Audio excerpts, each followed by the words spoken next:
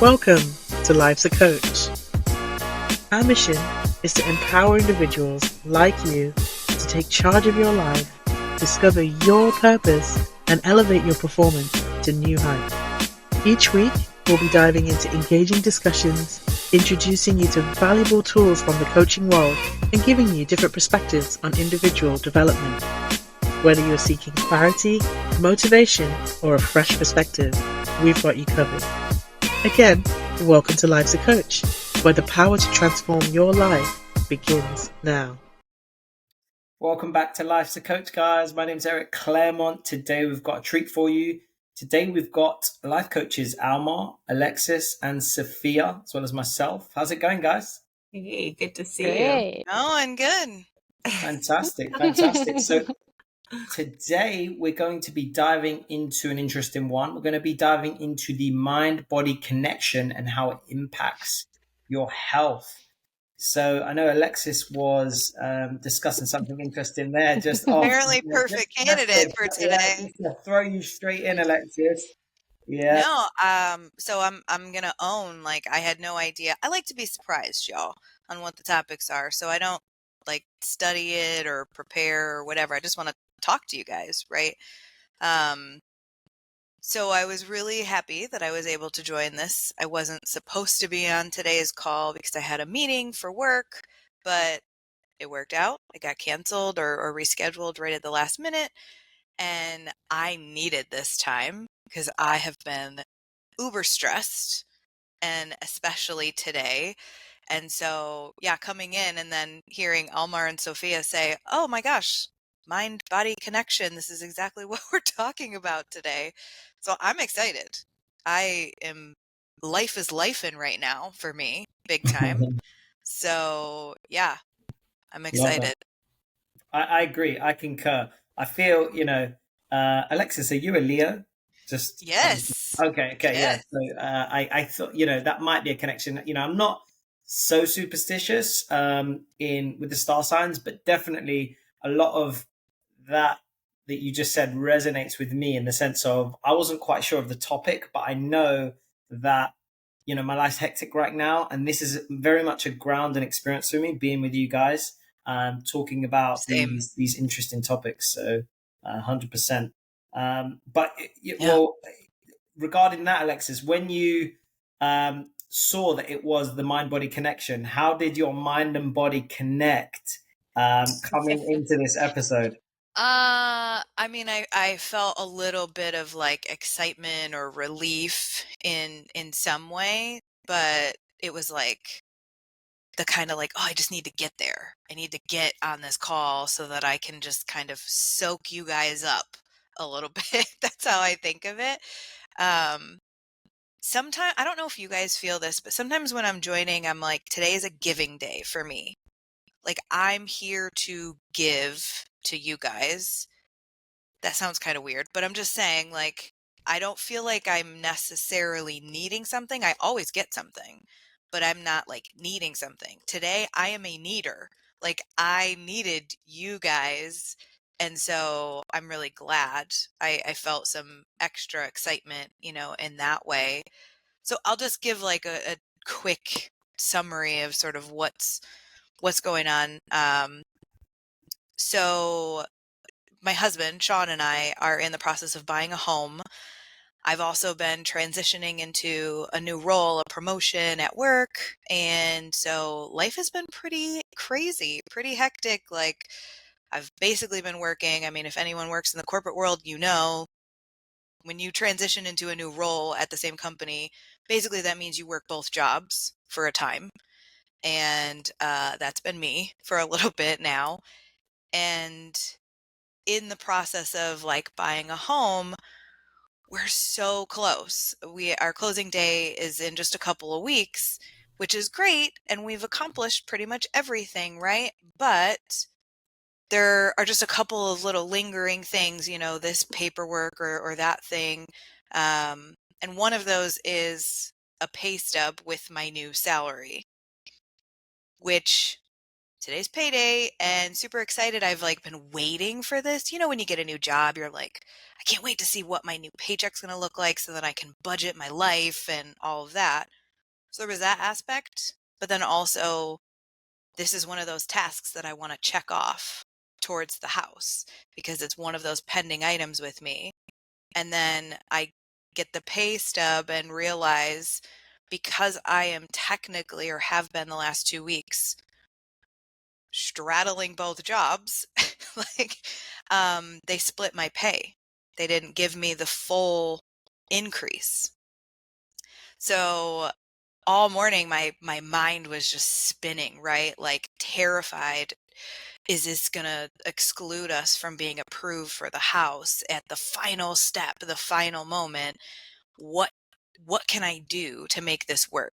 Because I don't know if that's how, like, my brain immediately is like afraid and then immediately goes into problem solving mode. How can I fix this? What can I do? And so the anxiety and the stress level, like the tension in my body has been here like all morning because I'm trying to figure this out. I'm trying to work with our mortgage brokers and things to say, like, is this going to be enough, or do I need my backup plan A or backup plan B? Hopefully not backup plan B, but just saying. So yeah, this was very interesting timing, I will say. Love that, love that.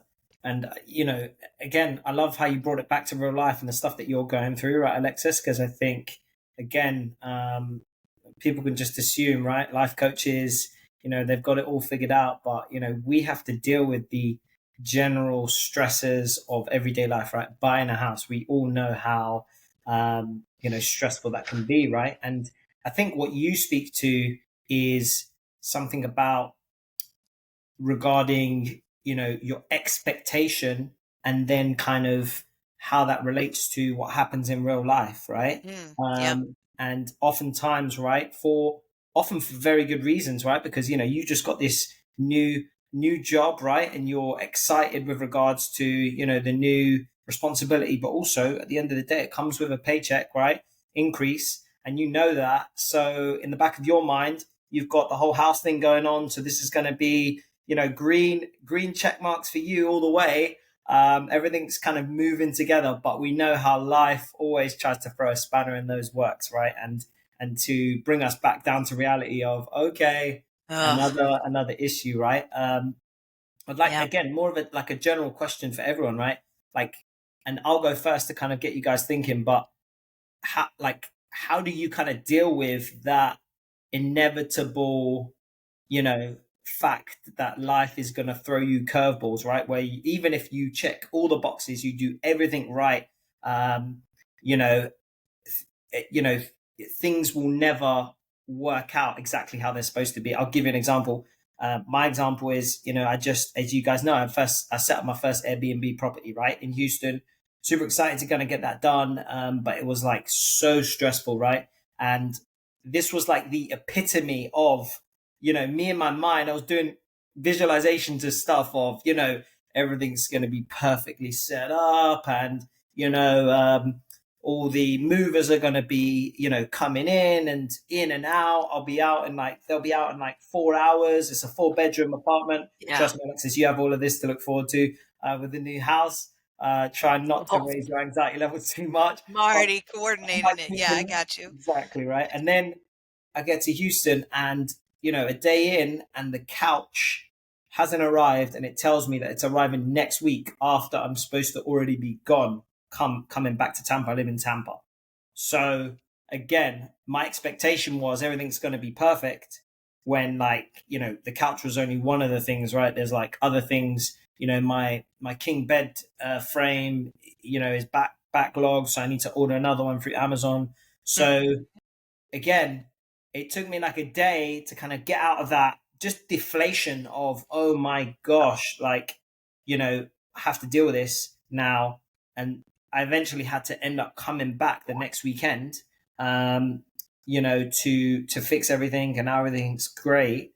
So, fantastic there. But how do you guys kind of deal with that inevitability, right? of, your idea, your expectation is never going to match the actual finished article. Any thoughts there? I have a question though for you, Eric. You said it took you a day. What'd you do? Ooh, good question. So again, everyone's different. I'll speak for myself, right? And I think that's a great question for the whole group. I'll definitely answer, just because it will help me to frame it, because I didn't think about it logically. Right at the time, you're just dealing with life, right? So I'll be honest. To start with, I didn't deal with it very well. I was like, I'm someone who's really finds checklists important, right? So I'm like, I have my little checklist, and I'm trying to make sure that everything is on point for timing and things like that. And when these stresses start to come in, I didn't kind of deal with them. Like, the brain, I think, especially my brain, needs to like check things off the list. So even if there's an issue that I can't deal with right now, i.e., so far couch is not coming today and it's coming next week, I need at least to like put that into a category, right? It can't just be floating around for me, right? And I didn't do that initially. What I should have done is I should have put that and been like, okay, send a message back to the to the Amazon delivery, or whoever's delivering, just to say, okay, this was supposed to come here, how much refund are you going to give me, because this is a real issue, and then basically figure out my travel details, because obviously you can't have a place without a couch, right? So instead of doing that, I was like kind of trying to do other things, when this open loop was still in my head. So I'm like trying to get like I was supposed to meet with the cleaners, supposed to go and return some other stuff for Amazon that I didn't need anymore, just trying to do all these things that were on my checklist. And then this thing just kept coming back. So I'm like I was just not productive at all for a day, right? And then I went to sleep, and then obviously, that's my kind of time to reflect. So I went back to, again, meditating, and it was just so much stress, so much tension within me, right? I just couldn't kind of get my mind straight, obviously, trying to think on one thing at a time. And yeah, I got this loop, and I said, look, this is the thing that's really bothering me right now, right? What am I going to do about this? And I'm almost like having a conversation with myself, right? That monkey mind that was like bouncing from thing to thing to thing, and then stressing, and then scrolling social media to get dopamine to make me feel better, to like comfort eating food that I just never would have eaten, Uber Eats, you know what I mean? Like, I'm doing all those things. So now real me, authentic me, is now talking to monkey mind me, saying, hey, like, what's up? Like, let's figure this out. So then I just basically booked the flight like the following weekend, right? Because that was the time that the couch was going to be there. It was an inevitability. Apart from me like going to order a couch, which was not like a new couch, it just wasn't feasible. So for me, it was just reframing that. So finding a time to be able to just sit down, relax, and close some loops. But I'm interested to hear all your guys' points of view on, how do you kind of deal with those kind of situations? I mean, just real quick reflection on what you just shared, Eric. It almost sounds more like you kind of forced yourself to pause, take a breath, reflect, and like focus. And that can be really difficult when you are like monkey mind all around. Like, how do you get yourself to do that actual pause? And I think you mentioned like meditation, for example. But yeah, I want to hear Almar and Sofia's input. It's true, when you're all wound up like that, it's hard to think clearly and have that conversation with yourself, right? Like, Eric, it took you a while to be like, okay, simmer down now, Eric. All right. So what's really happening? Okay, so looks like you're going to have to come back next week. Is that really such a big deal? No? Okay. So like just going through each one and just having that conversation, I know really, really helps. Slowing down that vortex of energy that's going on inside of us is a practice like anything in life. So even though we know what we should do, I don't like the word should, but like Eric's like, I need to Yeah. meditate. It takes a while to get there, right?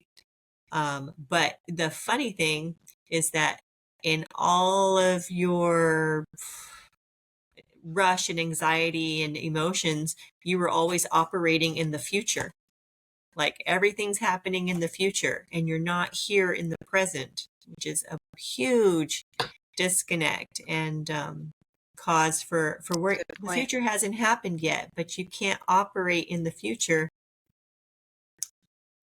Absolutely. You have to come to the present moment. And so there's this one exercise that I will share with the two of you, if you can remember. It's called 1 Point, and I learned it from Paul McKenna. Essentially, all of our thoughts are happening here, our busy, busy, busy head. Just encapsulate it I like to put it in a ball of light, any color you want. Close your eyes and just push it down. Push it all the way down to your belly button and hold it there.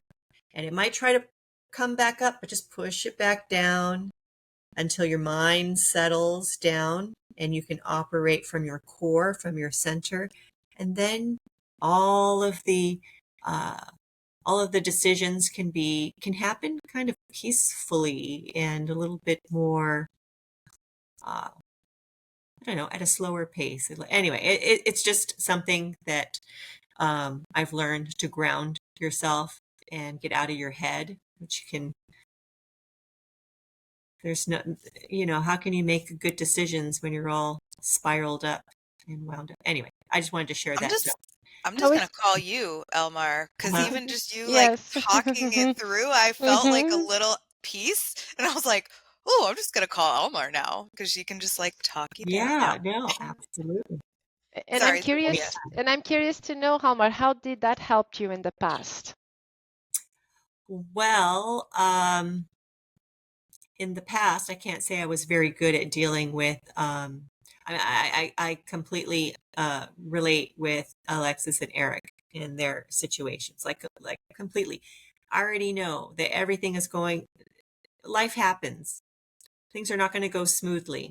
Mm-hmm. Today, I could look back because of what I've learned, but I know this is going to happen. I expect it to happen. And I know that getting all wound up and getting sick and losing sleep over it and maybe not communicating in the way I would prefer with people that I'm working with doesn't work.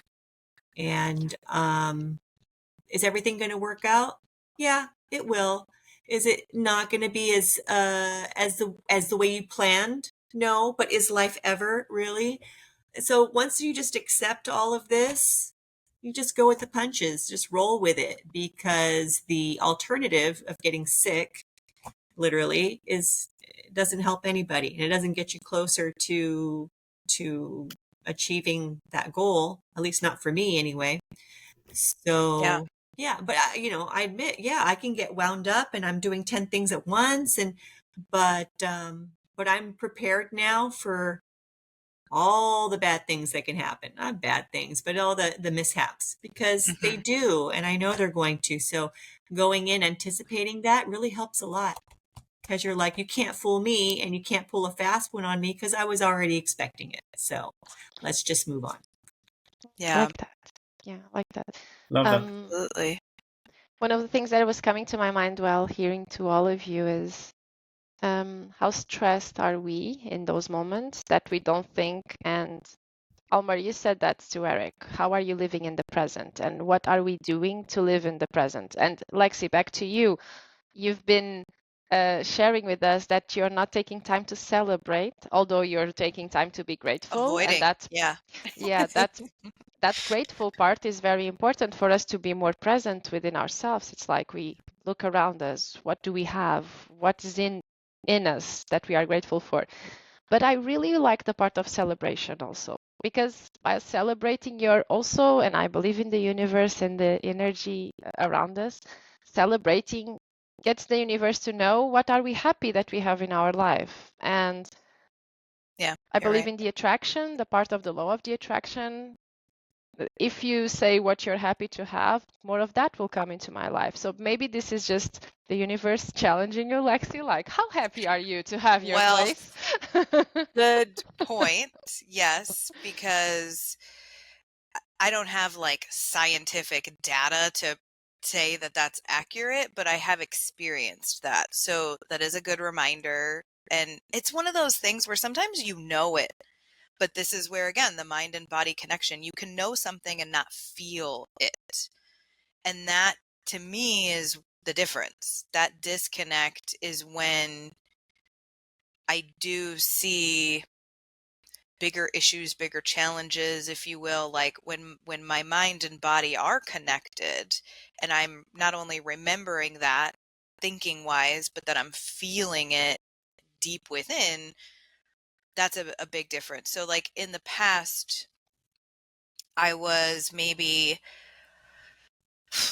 I don't know if I would say like less afraid of celebrating something and more like accepting, very similar to what you're describing, Elmar.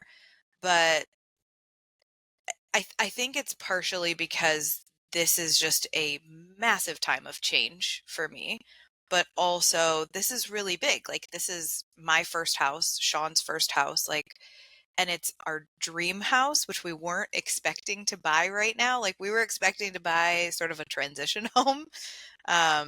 So it's like even bigger. And I think that definitely needing to take that time to celebrate, yes, that is part of what the universe is challenging me to do.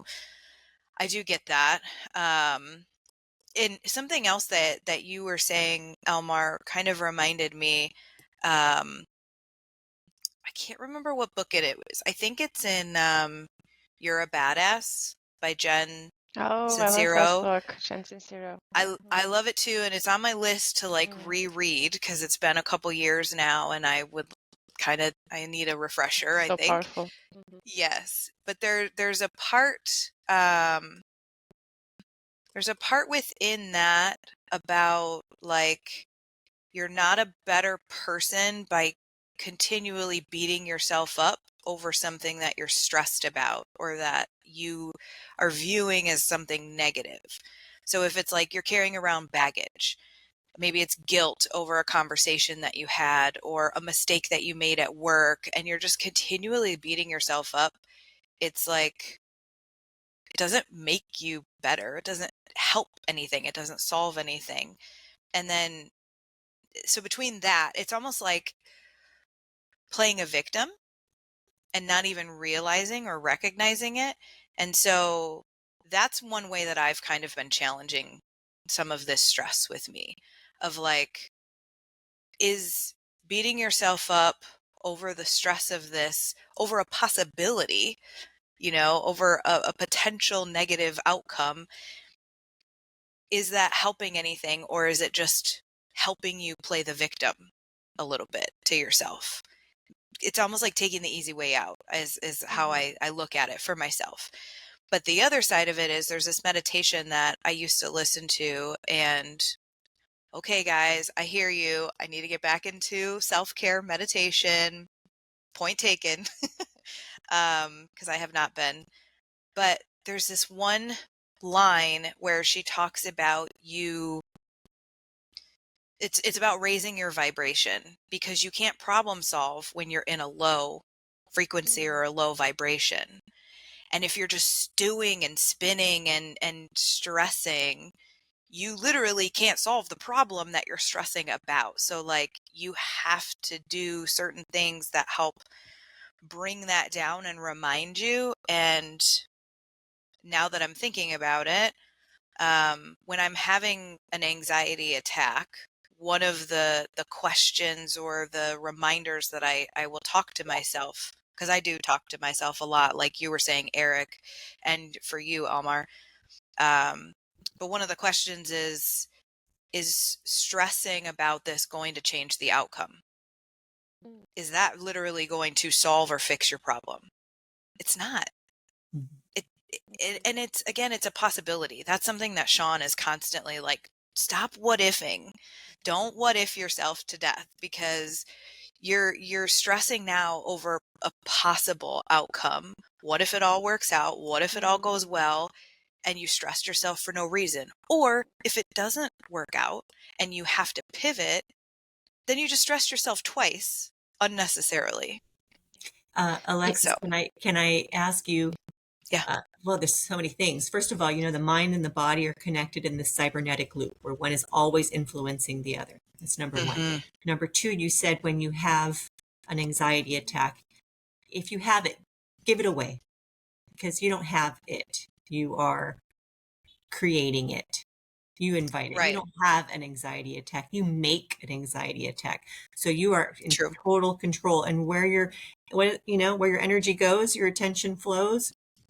Is that what it is?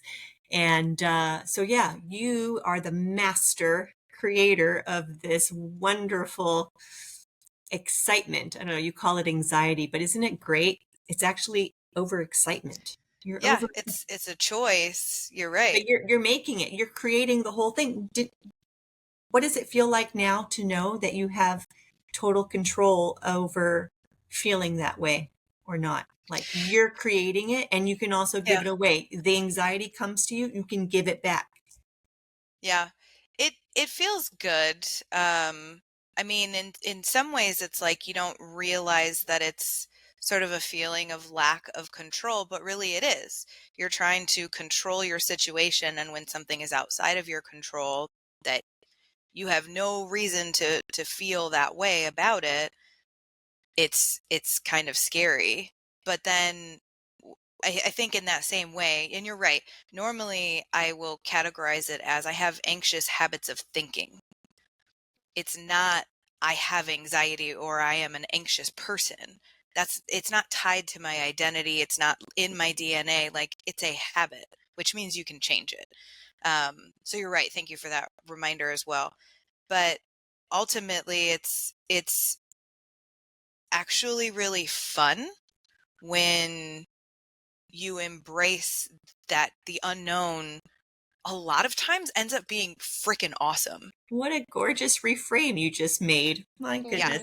Yeah. So it's a reminder that I kind of need. But I used to say this to my clients all the time. I mean, I still do, but I distinctly recall multiple conversations in the past year. When you look back on your life, it's like, when did you learn the most and when did you have the most memories evolve? A lot of times it came from the unknown. It wasn't the mundane daily tasks of doing the dishes, or, I mean, you might have some cool memories of like dancing with your dad or something while he was doing dishes. I don't know, or, whatever. But most likely it came from like that time you were on a family vacation and the car broke down and you guys fought through it and figured it out, and it became this great moment. So realistically, why it's, I guess, a deeper question, and maybe it'll be a different episode, like, why are we so terrified of the unknown? Obviously it goes back to like ancestry and different things like that, but you're right, it's being able to embrace that as opposed to like the worry of the control. We can control our actions and reactions, but that's it. Yeah. One of the things that came to my mind also while you're speaking, Lexi, was this sentences that I've heard that is something like we only overthink the negative results, or we only overthink negative You are possibilities and negative situations. What it would be if we start overthinking good things, good results. And as Almar was saying, this will come into our body, or it will bring more excitement. Almar, you used the word excitement, and I like that, because anxiety is bringing so much heaviness to our society. And even yesterday, I was speaking with some friends around the Inside Out movie and how anxiety is framed in that movie for kids, right? So I like the part when only a word can do so much difference in our mind. And if we stop thinking and sharing with others and speaking to ourselves about anxiety and then start speaking about excitement on things, our body will start to react differently. And this is the purpose of what we are speaking here, right? Is how our body is also connected to our thoughts and to the things that we are saying to ourselves. You're absolutely right, Sophia. And just a quick side note to anyone listening or watching, if you have not watched the Inside Out movies 1 and 2, please do yourself the favor of doing that. If you know someone in your life that has anxious habits of thinking, for example, watch the second one, because I can attest that is how my brain operates a lot of the time. And it was I actually got emotional in the theater when I went to see it. Like, I cried in the theater because it was like you felt seen, because it was so spot on with so many feelings that you tend to battle. But yeah, you're right, Sophia, and one of the things that you just reminded me of too, it's funny that I didn't really think about this because I was thinking about it for someone else earlier. But Mel Robbins, I don't remember what book it was or podcast episode or something, but she talked about how she struggled to give interviews or give speeches or what have you, and she would get so nervous. She'd be like sweating and wanting to throw up, and she couldn't even handle this level of nervousness. And she flipped it to, I'm sure she got some guidance or something, but like the reminder that nerves and excitement are the same in the body. They're the same reaction. It's like, so she just flipped it to, she would just stand in front of the mirror, and instead of saying, "Oh my God, I'm so nervous, she would say, "I'm so excited."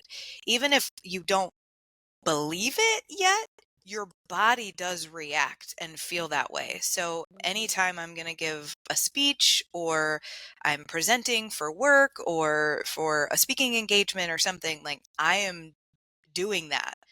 And I thought about that because my boss just had a presentation and she was freaking out. And I was like, just tell yourself you're so excited. But I forgot that I could have used that for me today because I didn't feel nervous. That's what I think. It's like a misconception. Like, just because you don't think that you're nervous, like, it's the same anxious habits of thinking and your nerves and your stress and your tension. It's all the same. So just flip it and change it to, like you and Almar were saying, like, it is excitement, and just look at it that way. Your body's going to react before your brain will actually accept it, at least in my experience. But I have felt it actually change in the body. And we're all human, so let's give ourselves a break. Eric definitely and dutifully felt irritation and anxiety when things just didn't go his way, especially because he didn't even live in the state it was happening, and he had a timeline and a lot of responsibilities. And so these things happen. And so, yeah, I'd be anxious, or, I'd have, feelings, emotions that are probably not the most conducive. That happens to all of us. But yeah, it's just learning how to catch ourselves sooner than later before it really consumes us, and taking that moment to figure it out, preferably with a calmer brain, because then we can make better decisions that way and then move forward. So I suppose it's the, how quickly can we catch and release, right? Oh, yes. And actually, you just reminded me, box breathing. So we were talking earlier about, like, how do we get that pause that you're talking about, Almar? Like, how do we, so box breathing is something that I use. I have used. I did it today. I didn't even think about it. But like, just, breathe in for 4 counts, hold for 4 counts, breathe out for 4 counts, and hold for 4 counts and just doing in a box. Thank you, Chris Hemsworth, for teaching me. I didn't even know about that, but his special on Nat Geo was incredible for that. Box breathing, absolutely. Again, I'll use that oftentimes. I love the fact that what you said, Alexis, before was obviously it's all about the frame that we're giving something, right? So it's easy to react to what we're feeling in our body in a negative way by saying, you know, I'm anxious, I'm worried, you know, I'm upset. But by reframing it, again, as you had mentioned, the I'm nervous, I'm excited within the body, if, you know, they were to be able to, you know, take, you know, your blood pressure and the physical sensations that are happening within your body, it's the same things that happen in fight or flight, right? So Yep. the ability to now reframe that. So now, again, we're very much talking about the mind-body link, right? Because something happens within your body, you feel some type of way, and now the thought process is, okay, this is negative or this is positive, right? And it's very interesting the difference. If if you're at home, just being able to try that, right?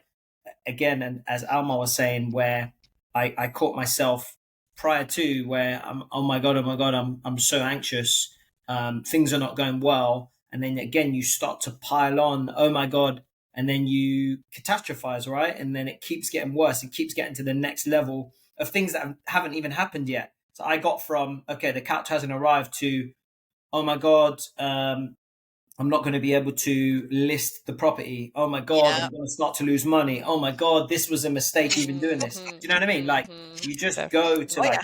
I 4 went or through all 5 that. different levels where, you know, if you just stayed here as to, okay, the couch hasn't arrived.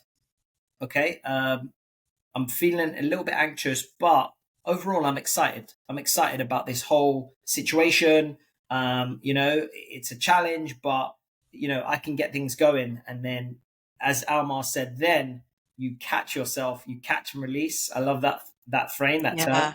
term, because yeah, you're realizing, okay, it's almost that metacognition. You're again this person in the corner of the wall looking at you, right? You're not in here and you're not feeling everything like so frantically, right? You're kind of able to just, okay, be in the moment, relax, and like just, okay, what's going on here? But nah, that all resonates so much. Like for someone like me, who, again, I'm not diagnosed, but I've thought for a long time that I've got ADHD. With regards to, I'm almost more comfortable when I'm quote unquote multitasking, because they say that multitasking is not actually possible for a human to do. You're just going from task to task. Right. I feel more comfortable when I am halfway through an email and then you know, checking on Amazon delivery while I have eggs running in the background, you know, like, so I'm just trying to make my life as, you know, difficult as possible. What are your guys' thoughts about just like, you know, those people who are living that way, right? And obviously we've given some ideas for how they can kind of manage it with regards to breathing, you know, different types of meditation.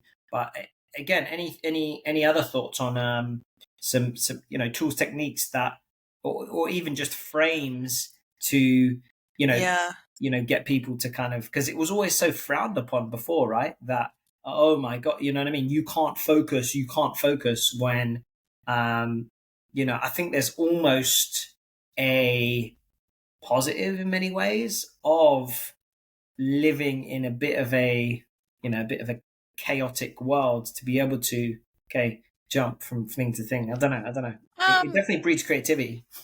Yeah. Yeah. I I would agree, because I'm very similar. I mean, hello, I chose to like get married, move to Texas, buy a house, all in like an 8-month time span. So I can't ever do, oh, and transition to a new job. Um, no, one of the things that you made me think of, Eric, was I wish I could remember where some, you know, you have like these beautiful epiphanies or these these amazing quotes or sentences that you hear. I have so much difficulty remembering, like, where did I read that? What podcast was that?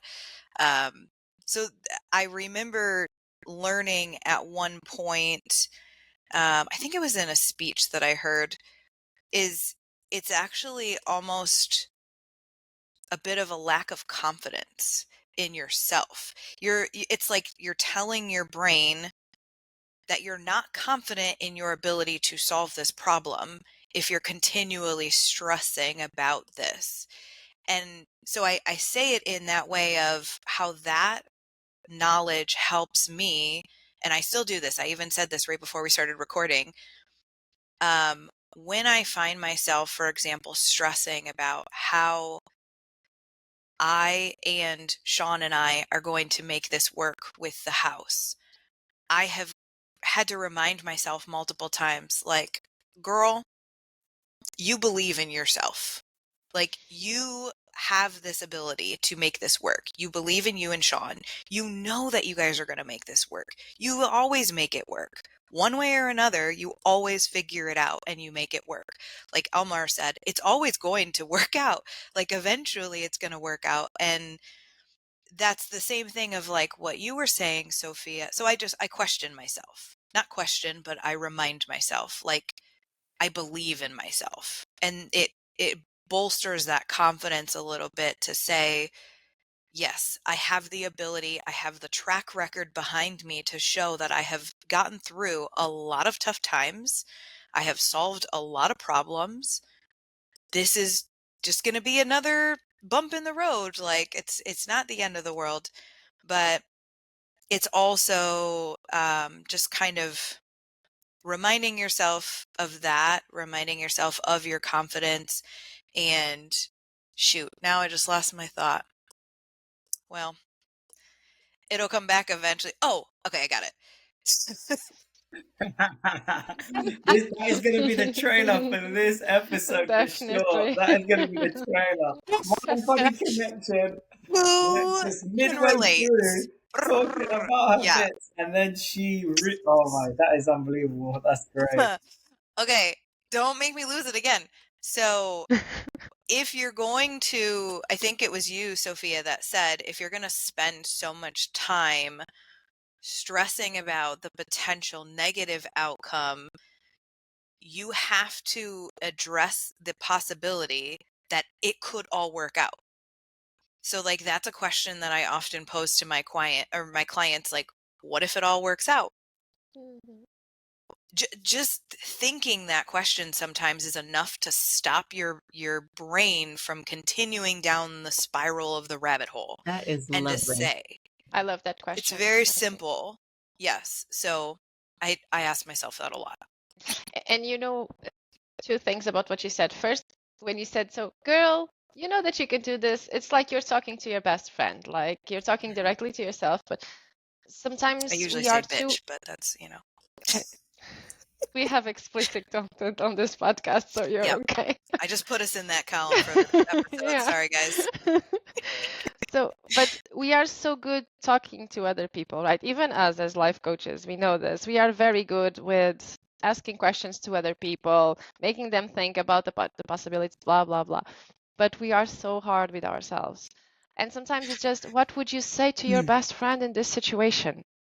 Yeah. And that's the question that you posed, Lexi. I think it's brilliant just to completely shift the mind of a person that is going through this situation. What if it all turns out great? Yeah. Because if there is a negative, then you are acknowledging there is a positive. There is no opposite without the other side. Definitely. Yeah. Ooh, I got goosebumps. I needed that reminder, apparently. Even though I ask myself that all the time. Yeah. Yeah. Almar, That's a I'm mind-body curious. connection. What's on your mind? No, I just think of my very deep and profound self-talk in these cases. I just, I'm basically just like, fuck it. Can I do anything about it? No? All right, fine. Is the world going to end? No? All right, fine. Never mind. and just like I love stop that. stressing about it. Never mind. I mean, like what You're can like Sean in that way. I admire that so much in him and now in you, because it takes me a lot to get to that point. And so that's beautiful. Oh, I wasn't here always. It was a journey, but yeah, it just seems like the lesser of two evils, right? It just Is that so? I have to ask this question because Eric Averill and we had a whole conversation once about compartmentalization. And I was so curious to hear everyone else's take on this.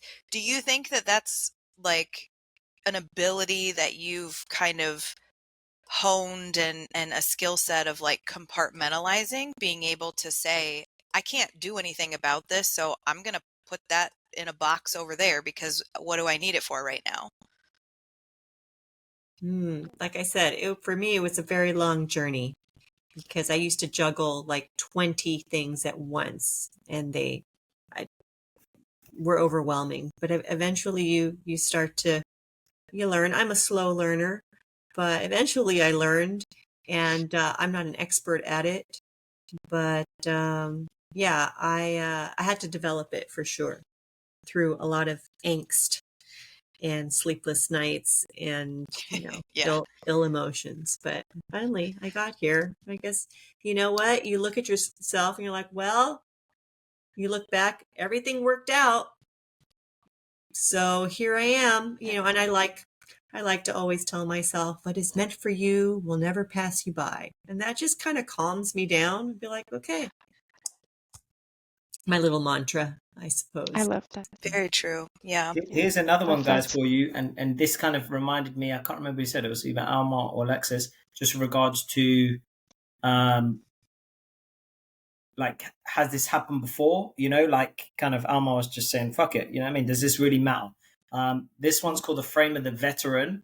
I got it from Alex Hormozy, and it's basically just reframing kind of, oftentimes we're reacting to things that are happening maybe for the first, second, or third time, and we don't have sufficient practice within said problem or issue, right? So instead of imagining that this is like the first time that's happened to you or the second time that's happened to you, imagine that this has happened to you like 999 times. This is the 1,000th time that this issue has happened to you. Okay. How would it feel? Irrelevant, right? Irrelevant. Like you have the tools to be able to deal with it. So you just deal. I think it goes back to Almar's point of just like understanding that, problem, solution, right? Instead of being in between problem and solution, you're already at your mentality at beyond the solution, if that makes sense, right? So you're already there with regard to your mindset. Even if you don't have the answers, your mindset is like, all right, this in your mind, this problem is solved, even if it's not, right? And that mentality is very powerful to be able to bring everything together and again have the right mind-body connection to deal with inevitable issues that are coming up. So great Yeah. stuff. And I think just real quick, kind of that's an amazing reminder too of like, I will often kind of check myself when I get to a certain level of stress. And we've talked about, Almar, you even mentioned about like making yourself sick. And whether that's like a stomach ache, a headache, you're just seriously drained, whatever that may be. I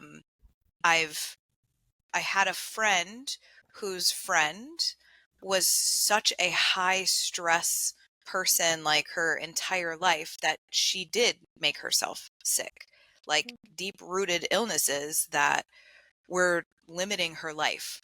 And so, of course, I've known that, but like knowing someone and hearing a very specific story was really impactful for me too. So I will say that's something that when I get to a certain level, I don't even know what that level is, but it's like when my stress gets to a certain level, that reminder, that story clicks in of like, hey, is this literally worth limiting Right. your Remember, life? the body keeps the score. And Yes. I thank you for reminding me. That's probably what taught me, is that I got sick. Mhm. Exactly. It does. And it's not worth it. Nope. Yeah, Not at it's all. unfortunately that if people have to, that our best teachers, right, are the ones that make us suffer and get to a point where we break in order to like really learn. Oh, okay, it's really too bad that Yeah. we have to go to that extreme. But If but only hey, we could learn from the good stuff, right? cautionary tales, right? Absolutely. Cautionary tales. If they keep you on the straight and narrow, good. Fantastic. All right, guys. So, listen, it's been a great chat today. We've been discussing all things mind-body connection, and from my standpoint, I've learned so much already from all of you guys. Why don't we end today's podcast just by giving us your one big takeaway? I'll start so that I'm not putting anyone on the spot, because I'm listening back to podcasts now and I'm thinking, how mean am I? Just kind of just like, I'm coming up with Boom. a question myself, because they're not You're pre-loaded not questions. mean. And then I would just be like the first person I see on the screen, Avril usually, and then or something like that. But so oftentimes the best answers come about because of that. I guess my big takeaway would be, in order to bring together that mind body connection, is just taking a step back, right? Take a step back from what you're going through. Don't be as emotionally involved. And just to reiterate that frame of the veteran, can you ask yourself, hey, what if this had happened to me 99 times already? How would it feel on that 1,000th time? Right? Get that feeling, embody that feeling. That's important, right? Like, again, make that mind connect with the body. And then I think the rest is history, right? Because you'll be able to deal with it so much more simply when you're able to frame that way. Anybody else have a takeaway? I'm taking the catch and release from Almar for sure. It's just a powerful one too. Ooh, Like it's stolen. simple. Yeah, It's Explain it to simple. us again, Or Sofia. the Explain one. it to us again. Yeah. So don't hold on to the things, to the challenging things that are happening into your life. Catch them, accept them, as Almar said, and then release them. And then I will go back to Alexis. Celebrate all the things that are happening into our life, because the future is bright. If we think that the future is bright, the future will definitely be bright. Yeah, I agree. I was going to say the visualization that Almar gifted us with, that's definitely a big reminder, and just the reminder of, like you said, Eric, you've been here before. Act like you've been here before. Remember you've been through so many things before and gotten through it. And just overall that I think even just now, as we were just talking about this, it's like life is so short. And so I personally have been putting off maybe some celebration, and it's like, what if you don't get the chance to celebrate? Like, be in the now, celebrate it in the now, because that's way more important, and the stress is it's not worth it. Cool, I love it. Yeah, we're so powerful, and that whole thing of not being in control, or things not being, we are in so much control. Yeah. Absolutely. 100%. Yeah. All right, guys. Fantastic. All right. It's been a great one, guys. Remember to subscribe on anywhere you get your podcasts. Definitely check in with us on the IG. We're popping things in, some great content there. So take a look, and hopefully we'll see you guys soon. Yeah, thanks to See you you. guys. Thanks, guys. See Thank ya. you. right. Thank Bye-bye. you. Thank you for joining us on today's episode of Life's a Coach, where our conversations aim to empower and support your personal growth. Until next time, remember that personal development is ongoing, so keep exploring, keep learning, and keep living a life that aligns with your true purpose. Take care, and we'll see you on the next episode of Life's a Coach.